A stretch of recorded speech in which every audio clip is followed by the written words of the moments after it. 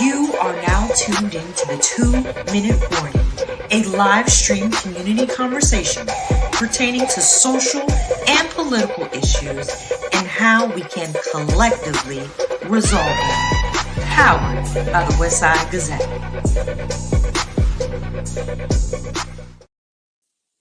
Okay, good evening and welcome to the 2-Minute Warning. I'm Bobby Henry and I'm the publisher of the Westside Gazette and the host. Tonight we have with us one of our regular hostesses, and she's filling in and be here for the entire show for Perry and David. We're both going in different directions. I'm in North Carolina. Perry is out in Arizona, and David is on sabbatical. So our great, what do you call it, backup player who comes in to bat to get us on home is with us tonight, Sandra. How are you, attorney? I'm good. I'm trying to stay calm these days. You know what I'm saying? And I'm trying not to eat too much ice cream to just like feel better. What's happening? What has you like that, Sam? Listen, I haven't even been able to watch the news because every time I turn it on, I hear something that's just so illegal, unconstitutional, incredible, inhumane, whatever word you want to give it to. So I'm just trying to find a good, safe, peaceful place to operate in because it's chaos out there. How do you maintain that? I mean, as an attorney, as a community activist, as a person who genuinely cares for her community, how do you deal with that, Sam? So let me tell you stuff. You refer to me as an attorney, but believe it or not, I practice immigration law. That's attorney. So mainly, yeah, that's an attorney. So the reason why I wanted to emphasize the fact that I practice immigration law is because if you see the things that are happening, immigration law is one of the most impacted areas. You know, I know the federal workers are leaving the place, but practicing immigration law right now is insane. Like there are going to be some folks that are going to make money because they're going to take advantage of people. But the reality is from 1 minute to the next, the advice that you give you might as well just throw it in the trash because it doesn't mean anything, because every time you turn around, they're doing something different. I have people that I was representing here, they done moved them to California. So I not that I can't practice in California, but the agency I'm with, we don't do out-of-state cases. And so it's just been very terrible. And the things that they're doing it's not okay. They're moving people to remote places where their family can't see them, hardly can't talk to them. It's really bad. It's however bad you think it is, it's actually worse than that. Okay, well, I'm gonna take a shameless plug here, Sandra. If it's not, would it how do I say this? If it doesn't unjustify or gets in the way of what you're doing, those are stories that need to be published in the Westside Gazette. Yes, they should be. Okay. Absolutely, because I don't think people have it's bad. It's real bad. It's real bad. It's real bad. I was looking at something that somebody sent out about it lists, I guess maybe about 20 countries, 20 places that that this man was not allowing these people to come into the country. Right. And it's when I say it's bad, it's real bad. Now, mind you, some of those people are what they call lawful permanent residents of the United States. Because remember, his whole thing was about undocumented, illegal, and all the other words that they use. But people who are lawful permanent residents in the United States, they're lawful in the United States. They're one step away from becoming citizens, and they're returning those. They're not allowing the people to come back into the country from traveling abroad. You know that. Listen, that's crazy. No, go ahead. That's crazy. Yeah. Wow. Yeah. Again, I want to say this. I'm in North Carolina visiting my daddy, and those of you who know my father, please pray for him. He's in the hospital right now. He had a slight stroke, but he's coming around. He looks a whole lot better than what I thought it would be. So please do that. And I'm coming to you from his office space. So I had to get that out there. So let's see what else is going on. We got a great show tonight. I mean, these are some real strategists, real organizers, genuinely people who are concerned about what is about to happen and what we need to do about it. But Sam, I want to get back into just maybe another minute or so. Okay. As it pertains to this fellow and how he is using and abusing his power. It's abusing all the way. It's all abusing. What do we see on the horizon? What is one of the main things that we need to, well, I won't say the main thing, but that we need to prepare for, that's, you know, it's right next. It's the next thing. Save your money. Don't buy nothing you don't need. Save your money. Go with your grandparents did. Used to put a little bit under the mattress and some of the pockets in the closets, because you know all of the stuff is electronic, right? So if they decide that you're not gonna get access, you're not gonna get access, right? No frivolous spending. One of the things we need to start figuring out is like how to manage your food, start growing your stuff. Like some of that stuff you might need to turn the garage into like a little garden or something like that, because the prices are about to get real stupid. They're stupid now. It's just going to get worse because, you know, they keep talking about these immigrants, but immigrants are a very significant part of agriculture, and that's going to be impacted, right? And so the cost of all of that stuff is going to go up. So find some sort of way to save your money. Don't spend it if you don't have to. Grow a little bit of something, and you know, mind your business a lot. A lot of just mind your business too. Okay, and for those of you who have forgotten when we were in elementary school, putting that seed in a little cup and watching it grow, we might have to get back to that. It's not beneath us now. We might have to do that.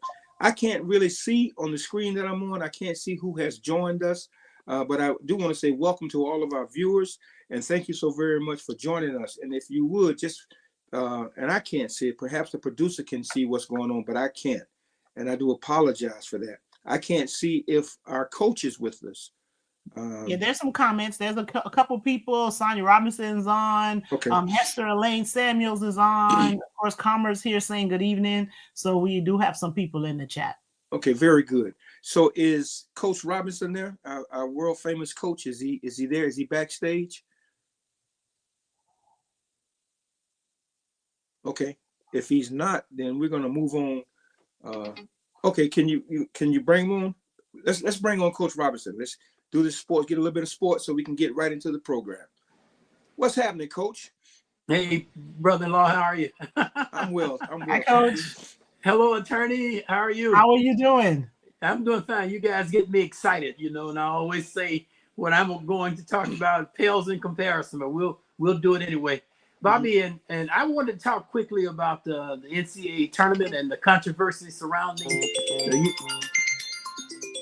the University of North Carolina, because there were many pundits who didn't think that they were worthy of selection, that there were other teams who should have been selected because of their records. North Carolina had a pretty good record, but they didn't win a lot of quad one games against top tier teams. However, they did qualify. They were admitted. They were in the play-in, and they defeated handily San Diego State, which made that selection a little bit easier for those critics to swallow. Now, one of the proposals, I'm going to try to connect the NCAA and the NFL. One of the proposals by the Detroit Lions is that playoff positions should not be considered by division wins alone or division titles, but it should be considered based on your overall record, because a lot of weaker teams end up not doing as well, and they could be weaker than some of the teams that maybe didn't have as good a record.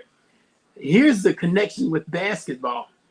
Houston just demolished University of Southern Illinois at Edwardsville. It wasn't even a close game, but they won their conference championship. That's what gave them the right to be in the tournament. So what I'm saying is there are a lot of tournament champions based on their having won their conference, but they're weaker than a lot of teams in who did not make it. And that's something that maybe the NCAA ought to consider in the future, because you want the 64 very best teams to be in the tournament. And you're always going to have upsets. I understand that. The other thing I wanted to talk about, I wanted to give accolades to our HBCUs. Norfolk State, girls and guys, won their conferences, the MEAC, which qualified them for the NCAA tournament. And Southern girls won theirs, and Alabama State men won their tournament. They also defeated I'm talking about the men now, Alabama State. They defeated University of San Diego, California, 70-68 on a length throw down the field, almost like a Hail Mary pass. Mm-hmm. And the kid was able to catch the ball and lay it in, and they won the game by 2 points, 70-60. Now, what did that do for them? It gave them the right to play Auburn, the #1 team in the country in terms of who people think will win the tournament. And they played them today and lost a game. And I just wanted to say one other thing. I believe that the NCAA should have a tournament for what we call, Bobby, back in the day, Division I AA. They call it today FCS. And what that means is that teams like Alabama State and Southern would have their own tournament, and they would stand a better chance of winning. That's a little controversy that I think could be eliminated if they had their own tournament, because usually when you qualify as a lesser funded program, a smaller school, you're going to play a team that's just heavily funded and has more athletes, and so they won't have a chance other than getting the money that the first round money from the games that they played, having won their championship. So there are a lot of things I think that need to be repaired. And lastly, I'm still going to talk about these southern states, these Confederate states, with all of these black athletes, football, basketball, and track and other sports that vote against our very interests. You've heard me say this before. And I want our parents to be aware of what's going on, and hopefully some of these kids will decide to choose other schools that are in blue states, HBCUs. They have options, you know. So we're going to continue to talk about that as well. Okay. All righty. You leaving? Because I want to say two things to you that's sports related. Okay. First of all, the Gators are going to win. Excuse me? Not Auburn. They got a great team. You're right. They have a great team. So I'm like, correction. So the Gators gonna win that. And then, you were talking about some problems with the NCAA. I was listening to something the other day, and because they've extended the eligibility age, they said they got like 26-year-olds like playing in college. Like, what are your thoughts on that? That they have some of these older athletes that are playing because the rules. So someone would just say that they just need to throw away the NCAA and all that leadership because they keep making mistakes. And now they got 24, 25, 26-year-old playing college basketball. I absolutely agree with you that there should be an age limit, and that these kids should be able to go to pros once they reach a certain age, which they can now. But there has to be rules governing what is going on, because this NIL money and what these kids are being paid now is just outrageous.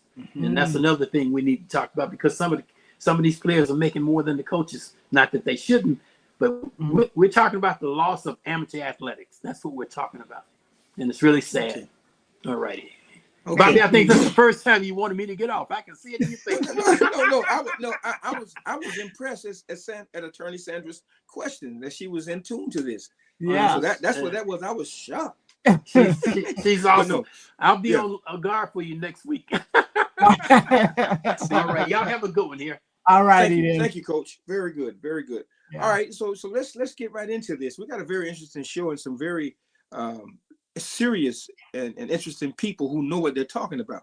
So, Sam, you want to bring our first guest on? Yes, absolutely. I want to introduce the world to someone that I know like very well, and I've done some work with in the community. I'm going to introduce you guys to Brenda Morrison, right? I know her from all of her work with the Urban League, but she's a leader and a fierce community advocate who grew up in Broward County, went to school in Broward County. Throughout her life, she's dealt with a whole bunch of adversity, but Brenda went to the school that I work at, Broward College, got her associate's degree from FIU and did a master's program at Nova Southeastern. So she's definitely very local. She's worked with some very heavy hitters like Bill Nelson, who was probably one of the last Democratic senators the state of Florida has seen. And she worked with him, has been doing outreach work since 2018 as a legislative aide. She's also done work on the local level with Melissa Dunn out of the city of Lauderhill. So she really knows her stuff. I mean, you know how they say, worry about the quiet one. She's quiet, but she gets the work done, and she's doing that work behind the scene. So she serves as a program associate with the Miami Foundation, where she leads a lot of community engagement and does field. She did some field organizing work with the Harris campaign, Harris Waltz campaign, in which we did some stuff together because I was canvassing with that. She's done stuff with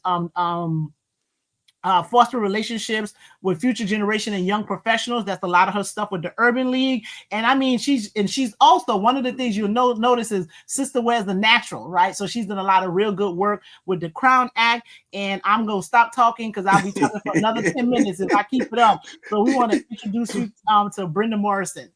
Okay, very good. Hey. Hey, thank you so much. Happy to be on the show. Yes, okay. Happy to have you. Okay, well, get seated now. We're gonna bring on the other guests. Okay, just get ready, Brenda. I want to talk about this young man here. I'm only gonna say a little bit. He really didn't want anything to be said about him. He basically said that he was just, him. That's all. Nothing fantastic. But he has a track record. He's a product of Broward County, and he loves his 15-year-old princess, as he calls her. He graduated from FAMU in 2007. He has a degree in political administration. The brother is just down. I'm not going to spend any other time dealing with that. You can go check out his videos on YouTube and just really see where he's coming from. But he's a deep brother. Let's bring on Javon, if you will. Thank you for having me. Very good, Mr. Powell. And Cherefrere. All right. You got it out there, the Black Dollar. That's gotta make sure gotta make sure the message is out there for everybody. Speak daily with your black dollars. You're absolutely right. And our next guest, I met her this past weekend in DC at an event that was celebrating the Black press. She was engaged in a conversation with a lady from Cuba, a Cuban reporter from La Prensa News Service. And so they were having a conversation. I came over and I introduced myself. We had a little short, brief conversation. But from that conversation, I felt her genuinely in her spirit and her caringness. So then we talked further and found out that she was a cousin to Julian Bond. So she has activism in her blood. She's a strategist. She's an author. She's a writer, a speech writer, and has done some tremendous work for others who are out there on the campaign trail. So I'm gonna leave that alone. Let's bring on what you call yourself, Theron? What is it? Political Barbie? The name. I earned the name, and I'm happy to be here. Mm-hmm. Thank you. So let's get right into it. Sam, I'll leave it to you for the opening. All right, so it's wild out here, right? And so we gotta think that's how I'm gonna start it. It is, right? Mm-hmm. Every time you turn around, it's like another shot being fired, and you just don't even know what to do with it, right? So that's why we have all of these community folks, because one of the things we're not gonna do this season is complain and talk about stuff and not provide solutions, right? So we all feeling what's happening. So we got like 3 dynamic people here that's gonna give you like their idea on what it is that you can do. The resistance may be small, but a whole bunch of small things can make it all happen. So we're gonna start. I brought on Brenda, so we're gonna start with Brenda, and she's gonna tell you maybe what's her biggest concern right now and what it is that she thinks we need to do and how we can make our contribution to make it better. Yeah, so for one, thank you, both you, Sandra and Bobby, for the opportunity to be here with y'all tonight. And I think for me, the biggest issue that I see is a lack of fired upness from folks to recognize that, like, you shouldn't feel downtrodden. Like, there's a lot of power that our community has that is just unrealized in the most simplest ways. And it's frustrating for me because I could see where we're at the edge. And should we, God forbid, we get another election, we don't do our part as people, not only just to vote, but before we vote, organize folks to be able to then be mobilized, we'll really lose it all. And I think for me, that is a problem that's just sticking out in my mind. And I say it's sticking out in my mind because while I've done a lot, worked for a bunch of people, I really try to level set myself down to folks who this just isn't their day-to-day life. Like, they're not talking about politics every day. They might be getting up, they might be bus drivers, and they just might be worrying about the next check. But I feel like there needs to be a hungry belly of fire kind of put under everybody to recognize like you got a part to own in this. And when it's not being realized, I got a real problem with that. Mm-hmm. Very good. Let's go with you, Javon. Same question. Just to piggyback off what Brenda was saying, we need to see a fire from the community and not just around around election time. Because what a lot of people realize, what a lot of people don't realize is that the midterm elections and these smaller special elections that you'll have in your cities and your counties have a lot more impact on your personal life than do the presidential election. And when they look past those elections, it just leaves them kind of just in a bad place. A lot of people don't realize just how much politics impacts their life on a daily basis. Just to give an example, I was in the barbershop and the guy told me politics does nothing for him, but I said, how many kids do you have? He's like, I got 3 kids. I was like, how many kids do you pay for out of your pocket to be born? Oh, Medicaid took care of all that. I was like, so politics and the government don't do nothing for your life? So we just need to connect the dots sometimes to let people know exactly how politics does impact their life, because Black people got this mindset of, well, I ain't got nothing to do with me, I'm just gonna get to this money, and don't realize the environment in which you're getting this money in is changing and warping and shifting all due to politics. Mm-hmm. Miss Political Barbie, if you can take what both Barbara and Javon has said, how would you shape that and give it to us? I would say there are a lot of people in the community who say, I don't do politics, but guess what? Whether or not you do politics gonna do you. It's gonna do you, it's gonna do around you, to you, for you, against you, however you want to look at it.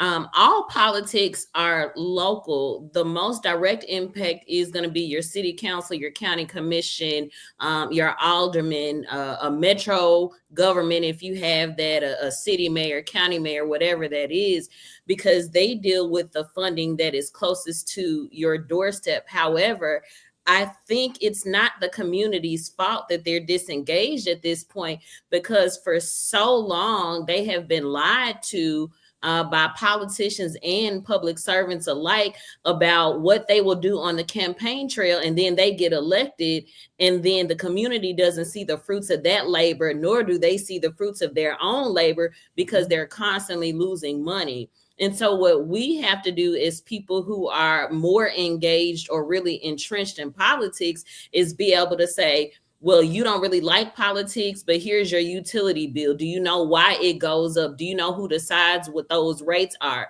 Do you know there's a thing called, for Tennesseans and other folks, Tennessee Valley Authority? Do you know there are people who regulate that? Do you know who regulates them? And being able to connect every level of government individually, local, state, and federal, and then also drawing pipelines to how they connect with each other, and relating it to what these people deal with every single day. If they're losing money, who are all these letters on my paycheck? Where does this money go? Will I ever get it back in Texas? We have to figure out how to make it kindergarten for the everyday person who may not even be a voter, right? But the everyday person who can become a voter, and then say, this is why you vote. You vote for this person because they impact this. If you don't vote for this, okay, tell me why. And being able to deal with those hard questions that people have, and there are a lot. But when they're constantly being lied to, then they say, well, my vote doesn't matter. We know that every vote counts, but when they see themselves voting or being concerned and they don't see it pan out, then they say, you know, what's the point? And we have to be able to say, this is the point every single time. And we have to do our job. And one more thing before I shut up for a moment.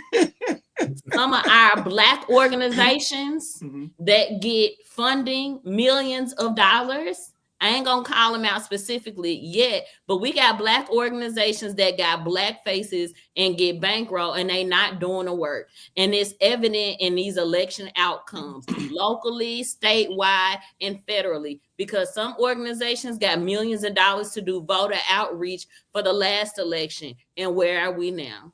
I'm gonna hand the host back to Mike. Right. We're all Right. saying amen. Amen. Amen. If I could, I'm gonna slide this in there. Since we talked about that sort of a safe space, how do we create this safe space? How do we make it? You know, you said something political, Barbie, when you said make it plain so the goats can eat it. That simple as that. You mentioned some other stuff, but how do we create safe space and welcoming spaces for open dialogue within the black? I'm gonna deal with the black community. I'm gonna leave Muslims alone for right now, but I'm gonna deal with that. So how do we create that? And I'm gonna go to you, Brenda. Yeah, so the main thing of the game is around coalition building. You can't do it by yourself. You can't get the message out by yourself.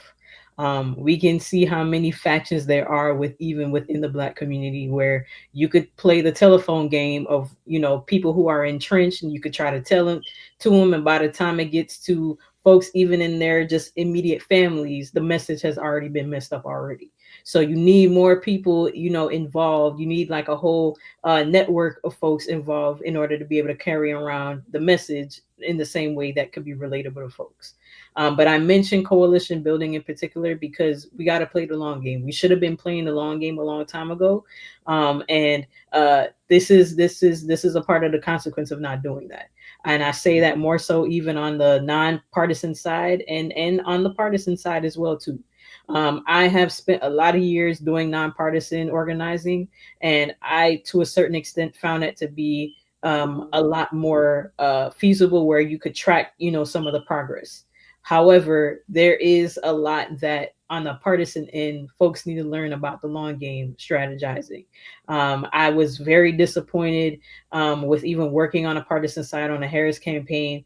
And in terms of just how you talk to people, the fact that you don't even know how to have regular conversation with people, you having spreadsheet conversations with people when they just people, that's a problem. That's a problem.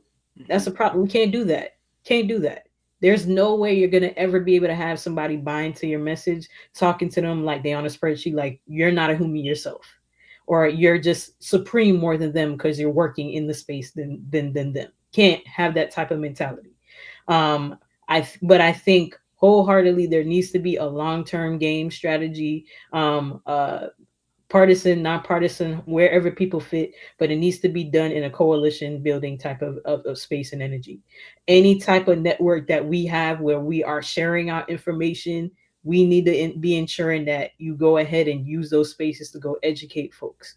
I've spent a lot of time past the elections really digging into what folks in the past did. And it's where I start to realize that we take a lot of things for granted. And I would say more so us of the community than anything else. Those folks back in the civil rights era, a lot of what they did we could laugh about in terms of even on the boycott end, but that's all they had. They didn't have nothing else but to put freedom songs, chants, and marches together because that's all they had to rely on. They didn't even know if they was gonna see what they were crying about and they were trying to rejoice about, but that's all they had. And I think for us, like we gotten a little too lax to where, oh, we could just election time roll around. All right, we'll get our marches out. We'll do the souls to the polls, and then after that, all right, everybody go back in their little hole. Can't do that. Can't do that. You can't have a boycott for 300 plus days. Didn't know when you was gonna see the end, and everybody just go back to their hole. That didn't happen. Everybody stayed united, and I you can imagine that there were issues along the way, but everybody stayed united. And I think we as a people have to get back to that. We have to get back to that because not only for our sake, but the youth are watching too. We're not fighting for our time at this point. We're fighting for their time. Folks from the past generation, they fought for us to be here now. So then the question becomes in this state, in this period, in this time, what are you going to do to fight for the next generation? Folks having kids, folks talking about legacy for their families. This has to be a part of the conversation as well too. Mm-hmm. Okay, Sam, you know I can run that, Sam. So go ahead. So I want to know if Mr. Politics and Pop Culture gonna say something, because you know I'm about to say some stuff that's gonna probably get everybody mad and get the rest of y'all in trouble. So Cash out, so don't worry. I was taking notes. And I'm like, maybe I'm gonna let him go first before I go and say the things I'm about to say, in case it's problematic. In regards to connecting, we gotta. I say I lean on a lesson that I learned while teaching adult education classes. When you're talking to adults, you're approaching another grown individual. You got to meet them where they at and bring them where you want them to be. Because you got to keep in mind that I'm a grown person. This is the grown person, and they're gonna tell you real quick that they're a grown a man or a grown a woman as soon as you try to let them know something. So you got to meet them where they're at and gently bring them to where you want to be. So we got to connect with people to wherever they're at when we talk about engaging on politics. Have those tough conversations, like the political Barbie said. Sometimes it's going to be a tough conversation and it will be an uncomfortable conversation, but it'll be a fruitful conversation because there's going to be something that comes out of that. Take, for instance, my social media. I approach it, I dive into the social media stuff because that's where people are at. If this election told us anything, it told us that the internet and social media are king when it comes to advertising. We see that the political ads that were posted on TVs, they were few and far between. But if you were watching Amazon TV or your Fire Stick TV, you constantly were bombarded with Trump and Trump and Kamala advertisements. When you roll on social media, that's where they're at. Trump even went full on with the influencers.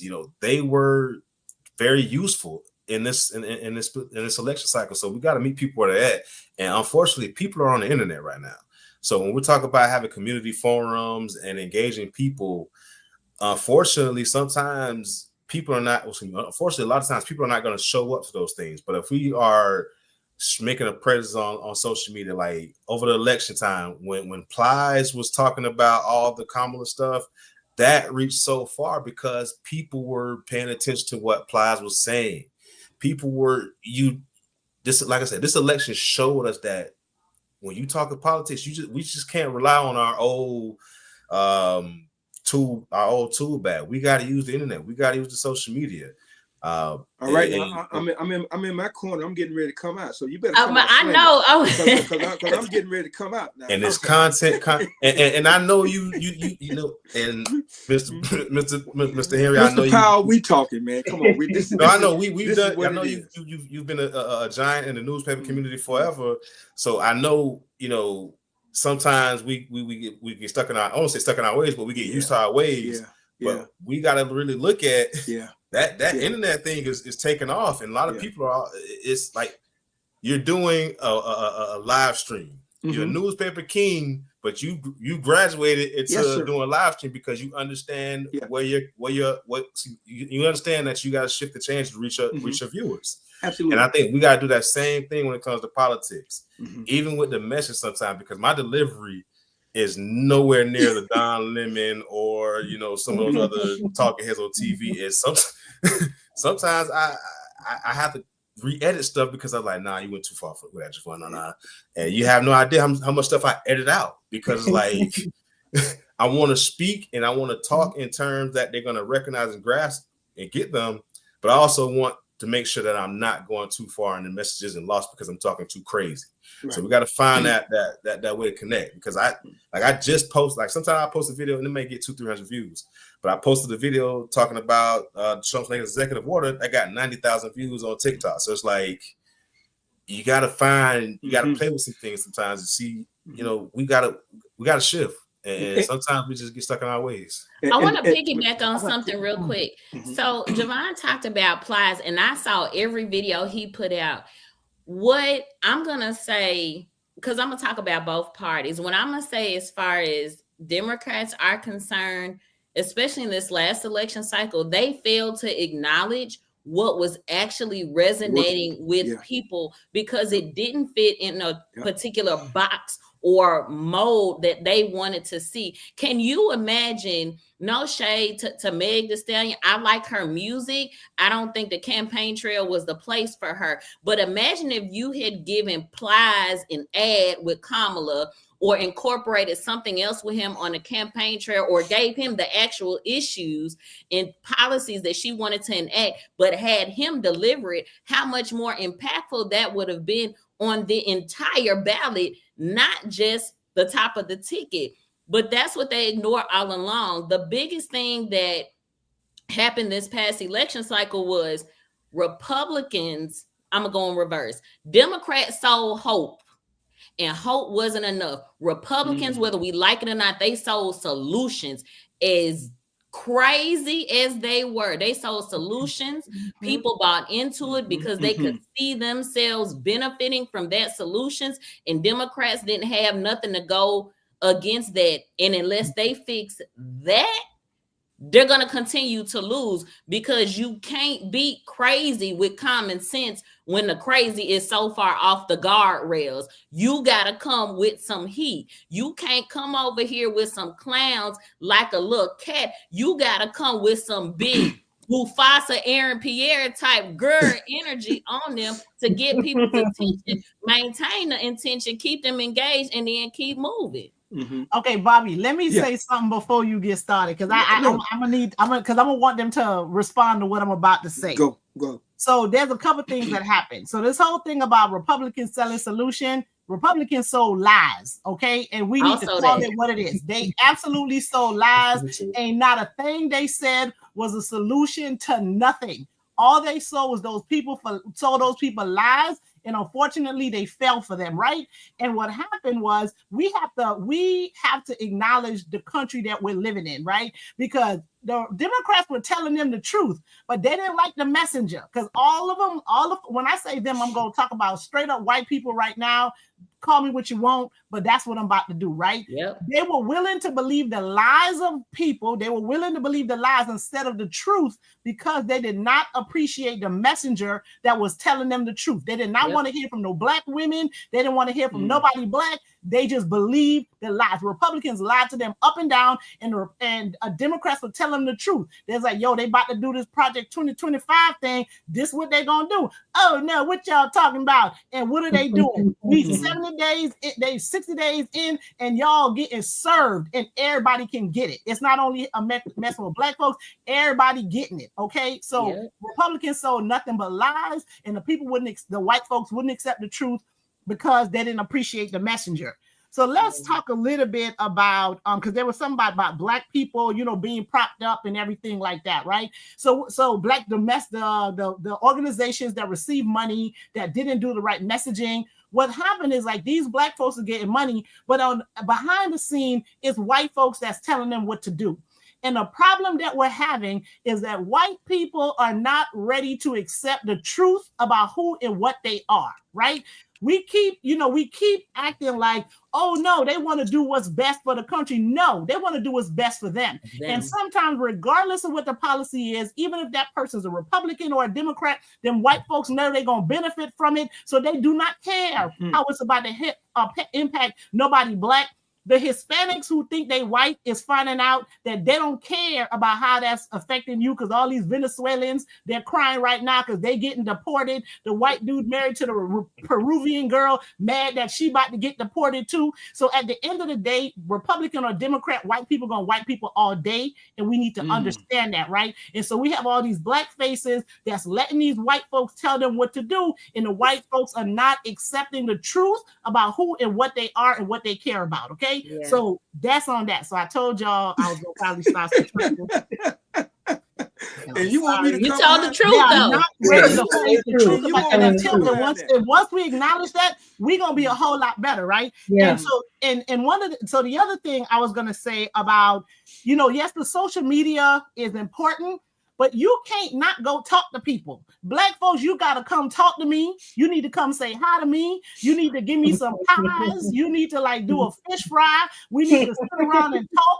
You got to do that. You can't keep talking to me through the internet to the TV, because half of the old folks don't even understand what's happening right there, right? And they got to get the kids or the grandkids or somebody to go set up the internet for them and all the Facebook and the TikTok and all of that, right? So no, there are things that you're going to have to do in person, right?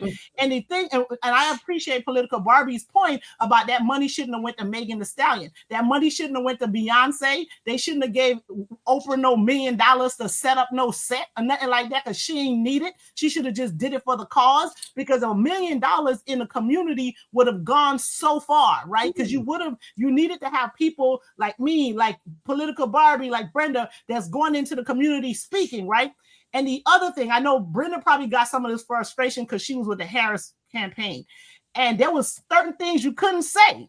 They just had you in the chokehold. You know why they had you in the chokehold? Because they had these political strategists that only know things from school and TV, and they don't deal with regular people. And so they tell you to go tell these people stuff that ain't nobody about to listen to none of that, and that ain't what's important to them. So that was the failure. That was the huge failure, because you can do all that TV stuff if you want to, but like I said, you need to go bring me some Kool-Aid. You need to bring me some catfish. You need to come out here and talk to me. You need to play some music, and that's how you're gonna get people to show up. And I realize that, and they need to give them a t-shirt, because one of the other things, there was no merchandise over there, right? There was no merch. You better give me a t-shirt, a button, a sticker, a pin, or something. You know what I'm saying? And they're not doing that. So I'm done. I think what Sandra said is right. You gotta have something for every generation. Some people still read the paper. You gotta have the ads in the paper. Some people on TikTok, you gotta have the videos. It's still to this day, if I go knock on the door for a candidate, they say that it is the first time somebody has ever come to their door. So it's still people that want that. The right combination of that will win elections. That part has been tried and true. The problem is the people with the juice and the strategy that know what to do are not the people that are getting the calls to be at the table and get the long money. Instead, they bankrolling the white boys that get long lost records. It's and good. we sitting over here in the corner like, tag us in so we can get it done. Because I paid for signs myself, because people were asking me for signs. They're like, we ain't got no signs. I paid for signs. By the time them signs came from that campaign, it was 10 days before election day, and ain't nobody wanted that thing, you know? So please. You're right. Let's do this. We got our other host backstage. He's with us now. So if we can bring Perry on, and that would be good. And that'll give us a break here to calm down just a little bit. If I come behind Sandra, it ain't gonna be nice. But Brother Powell, I want to tell you this, man. We have to know who we're in the foxhole with, right? We got to know that. And in order for the baton to be passed, you got to have yourself in position to get it. You are in a position to get the baton, right? I'm not taking anything from you. You know, we need what you do. We need what the black press does. We own the black press. Unfortunately, if that muskrat wanted to, he'll hit a switch and all this social media stuff would be gone. But the black press will still be around. So we're going to need that. That's all I'm saying about that. Let's bring Perry on. I love you, man. I like that. Perry, did you have you in this conversation? Look, man, I guess I got this mustache like Isaac from the Love Boat. And I'm gonna really tell my age, because when Isaac was young, he was on a TV show called That's My Mama, and every time he walked in, he would go, "Oh, really?" That's the way I feel when I was listening to this.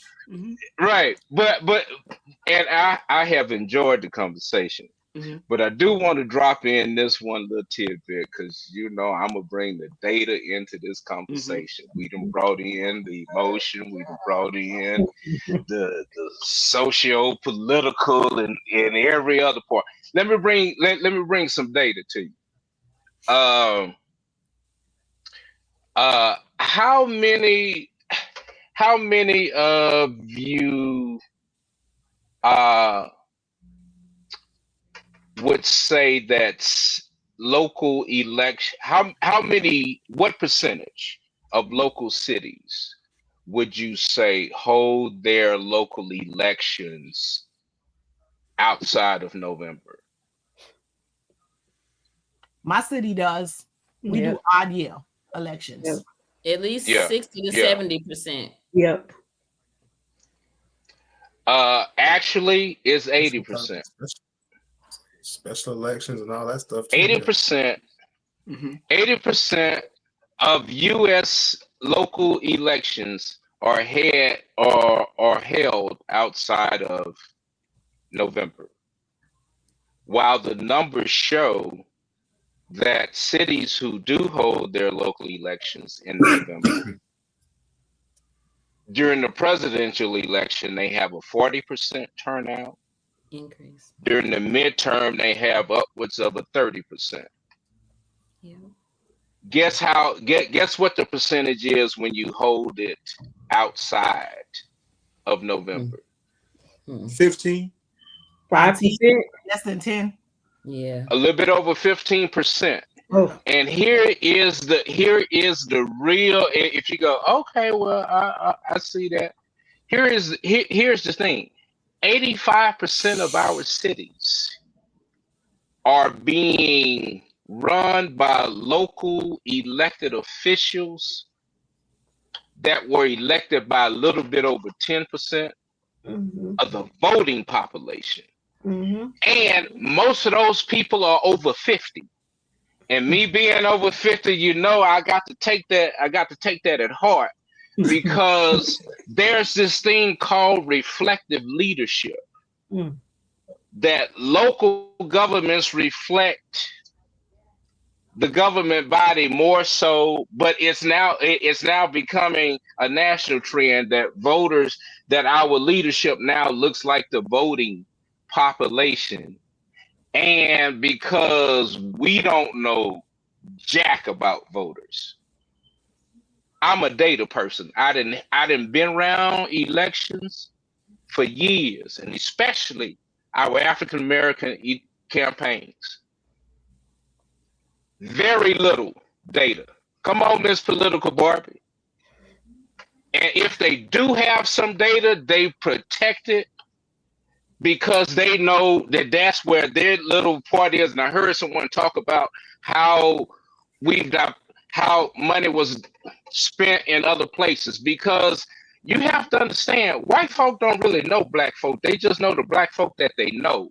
And them black folk don't really know black folk. You go to NAACP in some cities, some have a good traction. For the most part, they don't have attraction to that part of the black community that needs to come out. And I'm not saying that it's globally. I'm just saying it happens in more cities than not. So I would say that the reason that people, one, don't know voters like they should is because they don't engage them year round. Number one. I would say number two, there are very few places that still hyper localize it all the way down to precinct captains. That's something that people used to do all the time that not many places do it anymore. In fact, in Memphis, I haven't seen them do that in a very long time. But when I did work in Tucson, Arizona, they had it down to a science. And I was like, this is why they know their neighborhoods. Yeah. This is why they know their people. This is why they fighting over, let me take this canvas list, because they know that block. I think if we were to position our organizations, our various party structures back into that, it forces us to get to know our neighbor, the church down the block, the person who own the corner store, the person who the kids who ride their bike to school, what schools are in the area, all these things. And it creates an environment for you to get to know those people and have regular engagement. If it's March, if I only talk to you today and I don't talk to you again for a year, well, you've had a lot of life. That you can have a whole baby in 9 months. So what else can you do? And that's the part that people miss. People's lives change, their jobs sometimes change, their access to health insurance, transportation can change in the blink of an eye. And if we aren't equipped to be able to absorb some of those changes and respond and tie them to issues in government, we're going to continue to be set back. But that's why we don't know them, because we used to know the candy lady, the old church mom, but now we don't. And that's why things is for in our community, because them white folks don't always have the money to go buy a popsicle stand, sit it on the corner, say, hey, come get it. They gonna come hand them some stickers, send them on their way when they go back to school. Oh, I got this pencil, I got this sticker from so-and-so. It's gonna have it on it. Easy peasy. They ain't done a whole lot of talking, but they had the money. So until we get resourced, we have to use what we got. And that's our mouthpiece and our feet to go knock on them doors and have continuous engagement. In addition to that disconnect, I think the powers that be, when they're running these campaigns, they're relying too much on data, looking at printouts and spreadsheets, say, oh, well, you know, this voting block right here doesn't vote. This vote, you know, it's too much reliance on data and not enough people connection, like you're saying, Political Barbie. We've lost that connection with people, so much so that, and I'm glad that you brought up the data, Mr. Buzz, because I love data too. I just don't get too much into it, because I was looking at the numbers, and I don't quote me on this because I haven't had a chance to fact check, because I just seen it earlier today. And it was a CNN report, and they was talking about the breakdown of the voters. White men election. and college white women. And it's no, not that. What I took note of, 18% of the vote was black people. 18%. And even before that, the last 3 elections, black people have voted in the total of the previous 3 elections. Black people as a whole, only 30%, less than 30% of black people voted in the last 3 elections combined. And when I look at those numbers, like, what the word, like, and then like you said, when we talk about local elections having a smaller turnout than the presidential elections or elections outside of November, no wonder we're in the situation we're in. I need you to tell me why you made that point about black people. Only 18% of black people voting. What's the point you're trying to make with that? We're not voting. That we ain't the problem, though. We ain't the problem. We're not the problem. I'm not saying we may not be the problem, but here we are at a outside. I will say this. Though. Our voice ain't being heard. Oh yeah, our voices are being heard. We ain't the problem, and that narrative. We don't need to start spreading that narrative to act like it's a fact. It is not a fact. What's happening right now ain't got nothing to do with us. No, if every single one of us voted, we not the problem, and I don't want nobody to leave. I mean, but one of the things. That's what I'm saying. We are not the problem. We got to get more people voting. 100% of us are the problem. If more black people voted, we would have a lot more issues being resolved. No, we are not the problem. We are not why we're here. Miss Sandra, time out for 1 second. We got a political strategist here who does this for a living. Because Perry,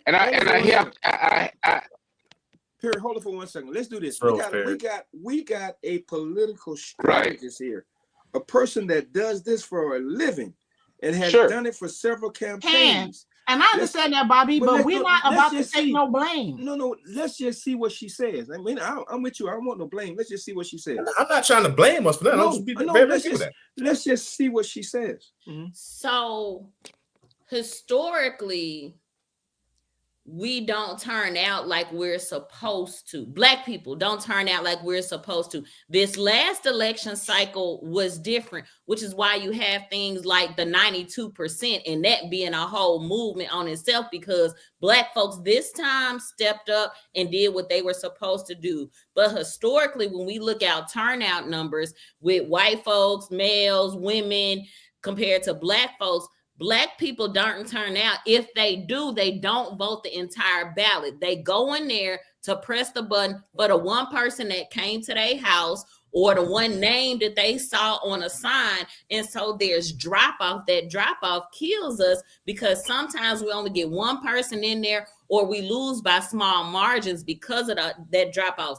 Black people want to be engaged, but Black people also want you to earn our vote. We're not giving you nothing for nothing. We want you to come to us and talk to us. And when you look at the numbers across the entire country, the turnout is always lower for us. Even if we come out in larger numbers, which we increased this last cycle, overall turnout is low. And it's unfortunate. If all the Black people that were registered everywhere voted every cycle, every time the whole ballot, then we're going to have something, because white folks, whether or not they are Republican, Democrat, or Independent, going to do it every time to make sure their person gets in there. And I think that's kind of the bridge between what both of y'all are saying. When we show up, we going to do the work, but our turnout numbers are low. In Memphis, perfect example, the last election cycle for city mayor, which was in 2023,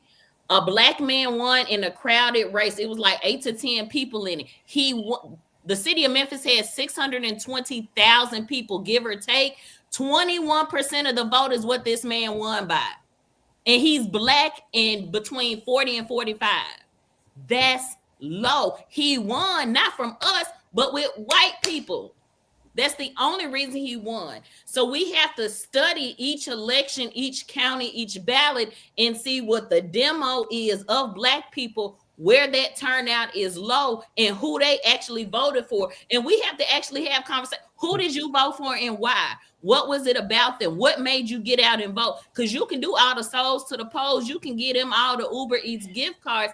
People want something to vote for. This last election cycle, black folks said, I want to see a black woman be president. I'm going to take my ass to the polls and vote so I can see somebody that looks like me in that office. The people that didn't. And it was more people that said, I want to see a clown in the White House than I want to see them, you know what, get their person. That's what happened. Okay. Hey, Brenda, go ahead.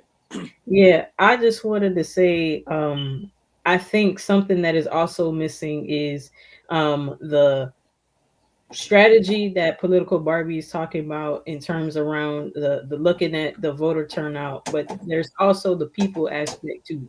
And this is where I talked about initially around coalition building, really kind of utilizing the precinct block to block, but talk to people about issues. Like, I don't think people understand like how fraught and how polarized it is that you can't even go approach right now and go talk to them about who you voted for without it getting heated. But you could talk to them about particular direct services that they depend on before you even get political. Even though right now how polarized it is, it's gotten political. It's meant to be apolitical, but because of how polarized it is, you got direct services just getting pined away because of the person in the White House not liking it or not liking, you know, who it's meant to serve. But you gotta have direct conversations with people. We have to get back in the space of having conversations with people, knowing people for who they are, even if we not aligned right now on how you might vote. You're not aligned on particular issues. You have difference of opinion. That's okay. Get to them, know them just as a person, because when it comes to then being able to mobilize them, it makes the conversation a lot more easier. And I mention this because at this point right now, we gotten too complacent, we've gotten too lax, and I think for some of us, how things feel like very chaotic, we looking for a big solution to drop out the sky, and it's not going to drop out the sky. We have to go back to the basics of building relationships with people. That is how we are going to forge a pathway forward. In addition to having our folks in particular, being the ones having the seat at the table when it comes into strategizing around the campaigns, having the trusted voices, having the trusted messengers, at least kind of gearing up when people at least get a sense of you, not just trying to get at them for a candidate or get at them to go vote for somebody, just to talk to them. Once you get people kind of acquiesce to that, then you can start to have our people who are really for us, king folk that's really for us, really starting to have those conversations with them. And granted, we looking at it now where Q1 of 2025 is almost finished. We talking about 2026 midterm elections.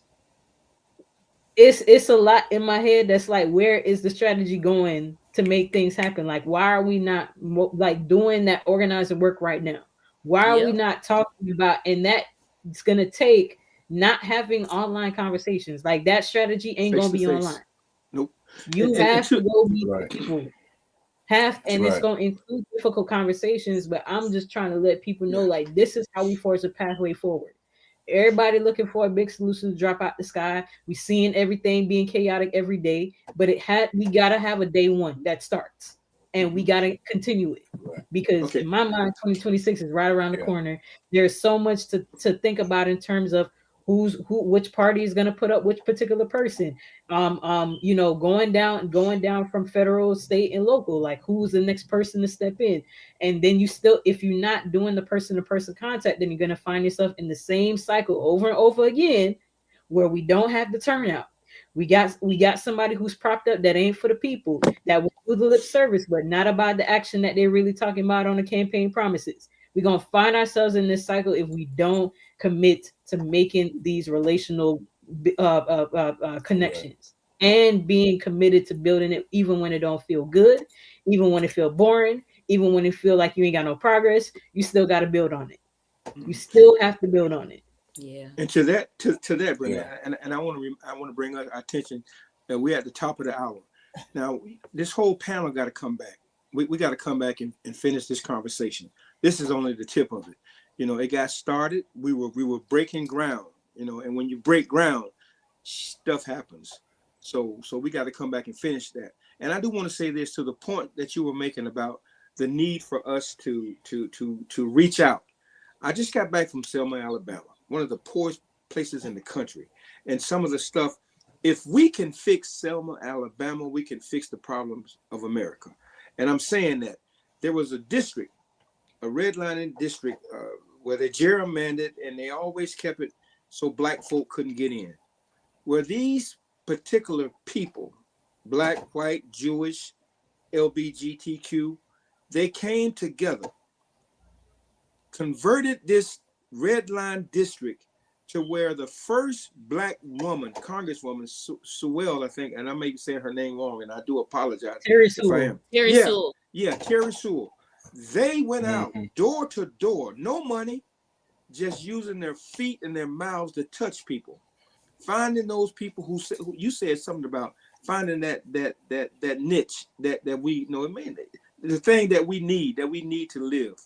And when we find that and we're able to voice that concern collectively, then we're able to do something. So that's where we are. That's the coalescing. That's knowing who you're in the foxhole with. And that's what we got to get back to, the old-fashioned organizing, those mass meetings that were held at the churches. That's what we got to get back to. We cannot rely on just the newspapers and the social media. We got to come together and touch people. And that's what it's going to take. So we're going to go around and wrap this thing up. And Mr. Powell, we're going to start with you first. Politics and pop culture. I almost said popcorn. We're going to start with you. And brother, we got to come back. This is a must. We have to come back and continue this conversation. All right. So for your closing remarks, we're going to start with you. First of all, I'd just like to say thank you for the opportunity to come on here and fellowship with you all. And I'm you guys, Brenda. I'm just a phone call away. Anytime you need me, call me and I'm there. It's when it comes to the kids, it's whatever. When it comes to the community, it's whatever. I'm always there for it. I got no big grand closing. Just thank you for the opportunity to be here. Thank you for all that commented and participated in the comment section, and follow me on all the social media sites and YouTube, Politics and Pop Culture. All right, we're gonna cross the board here. Let's go with you, Sam. All right. Thank you for taking all the smoke today. Thank you for taking all the smoke today. I probably should end it now, but thank you for taking all the smoke today, because there are times where we just need to get that out there. And one of the things I'm going to say, and I heard this number from somewhere else, and they said only 10% of the population participated in the Montgomery bus boycott. Right. So when we think about like the amount of engagement that we need, we would love everybody to participate. But look what 10% of the population was able to do. And they change history. And it was only 10% of the people. Small group, just get it done. OK. All right, Perry, we're going to come to you. Wow. Man, I hate I didn't get my chance, my internet or whatever. Y'all. We coming back, Perry. This is just the beginning. I don't care if we have to do it next week or whatever. We got to do this. But I really enjoyed this conversation, and yeah, it definitely needs some further drill down because, unfortunately, a lot of times what we get, and I think as Political Barbie says, Bobby, as you talk about it from our different perspectives, how the politics gets played to us, you know, in terms of waiting until the last 6 weeks to engage Black voters, or whatever the messaging is, if there is any messaging at all, you know, or we're supposed to go swim in the mainstream to find out how that connects to us. We all know that that's true, and we all know pretty much, unless something drastic, that's not changing. What, you know, as grandmother used to say, white folks is white folks is white folks. You know, I mean, and that's just as simple as it is. But what I do want to say is, you know, to political pop culture, I understand the numbers, but the most amazing thing is that I work in the industry of numbers, and most folk want to know our numbers, and I had the hardest damn time trying to get us to be interested in our numbers. We reflect in our numbers, but we don't actively participate in understanding how to get our numbers. Because we know our numbers more, we know our numbers better than what they're saying, because we always say they undercount, or they not really touching, but we don't even attempt. We got Black businesses that just run, that don't even attempt to understand their numbers. And that's not the whole thing. And when we start saying that, the people want to go, well, that's not true. That's not true. No, I'm just saying it is a fact. If we believe that we are as strong as the weakest link, I'm telling you, the weak link is weak. And we have to focus on that. We are in a generation, at least I'm in a generation, that I'm voting for my future, my kids, my grandkids. I'm tired of old fights that they don't understand. I have moved to cities like Fort Lauderdale, Tallahassee, my old city in Beaumont, Texas. You walk in, you don't know what the hell these folk fighting over. And that's what drive our politics. It excludes our youth. And when I say our youth, I'm talking 45 and down. We got parents with kids in college that are not politically engaged. As I said, our politics are run by people 50 and over, and COVID and every pandemic is killing our Black asses off. And we have no succession plan. We come from communities that were thriving in businesses that were left because the kids took the money and ran and moved to other places. Not saying that I ain't trying to blame anybody, but that is the peril in which our communities are in. And trying to talk about an old political structure that's been broke since the 80s. I don't care how we talk about it. We need to tell people about your cousin Julian Bond, because we have a generation who don't know anything about it. They'll look at Ray like Jamie Foxx and everything else and not realize Julian Bond stood in there to symbolize a correctness. And he didn't put anybody else. He did that himself. And our kids will look right past it. And some adults too.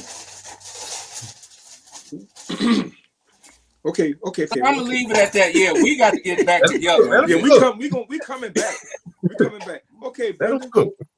We gonna come back. Okay, Brenda. So again, thank you again for joining, for being a part of this. Happy to come back. Happy to be able to bring others along with me, along with the journey as well. And the last thing I just want to leave is just for the viewers that are here, that you might have been chiming in, whether you're regular viewers for the first time. I really do want to encourage that there's a space for everybody to be involved. You don't have to be on the front line where everybody's seeing you. You are as impactful being on the front line in your family as it is to be on the front line for everybody else. This is generational work that we're doing, and it starts, you know, first and foremost with you and your family. I've been, since I have somewhat of a lineage. I'm originally from Jamaica, but like when it comes to doing work here, like I'm the person known as the community person in my family. I wasn't always like this. I was one of those, when I first voted, I just voted at the top of the ticket and that was it. If you asked me about chiming into any community things after, I wasn't doing that. You know, I was one of those that I was like, hey, I got my sticker, I'm gonna post it on Facebook. So I said I did my job, but I didn't realize there was another part of the job that I needed to keep on doing. And because I've learned that now, you know, I feel it's my duty to go make sure everybody else does it. And so my parting words to other folks is that there's a space, there's an opportunity for you to do it too. This is going to take everybody getting engaged. Everybody has a different role. This is a contact sport. You know, everybody can't block, everybody can't tackle. Even when I was in jail, you know, hearing some of the juxtapositions saying that some folks couldn't go to jail because they had to bail people out of jail. Some folks had to not be involved necessarily on the front line so that they could go strategize for the next march that needed to happen or the next mass meeting that needed to happen. So there's a space for everybody. And I think the time that we are in right now, you cannot look at it and turn a blind eye to it. You just can't. And I recognize that, again, there's a lot of things at play that are like, I'm just trying to get my money. I'm just trying to keep my house afloat. I completely understand it and I empathize with that. But if you have an opportunity to at least start in your own home, start in your church, do something. This is not a time where you just sit on the sidelines and you just complain. You see the headlines. This ain't the time for that, because history is watching. History is watching. There's a whole joke about how we live it in somebody's 2050 AP US history exam right now, but it's reality. It's for real. Like it's gonna be, you know, there's the hope that it's gonna be documented in some textbook, but at the very least, when you're talking about these stories that your families talk about in this period, it's gonna be talked about. You got an opportunity to participate and do something. And I'm making the required acts of people just to at least do some internal work and figure out how you could play a part in it, because we're going to need everybody. Very good. Political Barbie. Brenda took a little bit of what I said, and I say it often, and I wrote it down here so I won't forget it. I'm gonna start with everybody has a role, like whether it's the water carrier, the letter writer, the person maintaining the connections, the lawyer, the spokesperson, the person designing the flyers, the sign makers, the protesters, the legislators, the donors, the people who bail folks out, the social media people. Like everybody has a role to play. So figure out what role you best identify with and get in a fight. I'm gonna also say this, because this is something I've said out loud in a number of spaces. Fund the people who know the people and the work. Because I'm telling you right now, if somebody give me $20 million, I'm calling the people I'm on this call with and other organizers and professionals that I've met throughout my political journey to work for 2028. We already late to the party of 2026. I am at 2028 and I got a ticket who can win, and I can prove it. If we get more of me, there are 5 more me's on this call. Outside of this call, there are 10 more of us. If we continue that multiplication in the communities while also engaging people on the issues and bringing people into the fold, we're going to get some more Black folks at every level of government, and we will get the first Black woman in the White House at some point. But we have to do the work. We have to stop being reactive and get proactive. We got to put our money where our mouth is. That means if it's the little sucker walking down the street with his pants hanging down, but he know how to design some flies, put his tail to work. We got to get out of these lenses of judging what people look like, how they talk, how they think, what their age is, whether or not they believe in Christ or something else, a Muslim, whatever their thing is. Everybody got to get to work. If we want the leadership to reflect us, then we got to put in the work so that it can. Ooh-wee. Bobby, I want you to, before you make your closing, I want you to say one thing. Like, we're all talking about we can change, we're going to be able to change stuff in 26, But remember, Florida has 2 seats that are open, right? And there's one in New York, and those elections are in April. So we actually have an opportunity to flip the House of Representatives right now if the work is done properly, right? Florida House District 1 and Florida House District 6. I talk about 6 because that's where Cookman is, where the Wildcats. So every time I get a chance, I tell them Wildcats, Volusia, the way Daytona, all that, telling people to go out there and vote. And when Perry talked about the midterm the off-year elections where only 15% of the people show out, that's a race where 45,000 people can send that Democrat to make DC. a difference. So it will make a difference because the turnout is so low that you only need about 45,000 people to go and vote, and then you can send this Democrat to DC. So we're thinking 26, but we actually can make Hakeem Jeffries the Speaker of the House in April if they can flip those 2 seats in Florida and that 1 seat in New York. And I'm gonna say this: Sandra made my light bulb go off. You know? Sandra made my light bulb go off. All these town halls where these folks getting rowdy. Where the voter registration at outside of that? I'll wait. Yeah. Well said in that too. But let me do this. Thank you so very much, Sandra. Thank you all.